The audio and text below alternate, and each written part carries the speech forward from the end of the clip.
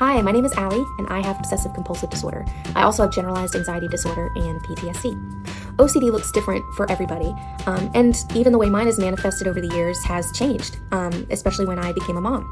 It can be exhausting and often terrifying to have OCD, but what really shifted for me in my life and how I perceived OCD specifically was when I began to have acceptance and truly began to learn about my disability and understand what OCD was and how it affected me personally.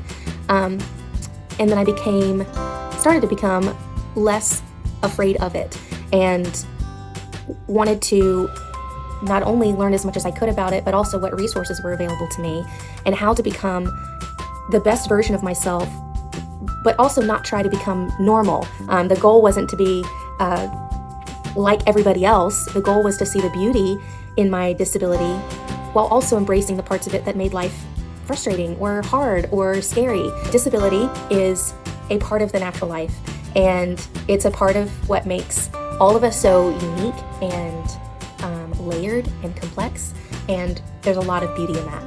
I would also encourage you to learn as much as you can about your disability and how it affects you in your life, and reach out to the many resources, accept the help and the support that can be all around you. I found such a positive change in my life once I started to really seek out help and resources that were there to support me.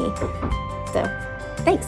Yeah, so I live with treatment-resistant depression, generalized anxiety disorder, and PTSD, which is post-traumatic stress disorder. I also live with many addiction-related disabilities, including recovery from alcohol addiction, drug addiction, and an eating disorder. My psychiatric disabilities are really the center of my life. If I am not in a place of recovery or feeling well, it affects everything that I do. Professionally, personal relationships, every part of my life is touched by it. So my days, every day, are planned around keeping myself as healthy and well as possible. There's a lot of stigma against psychiatric disabilities and addiction-related disabilities.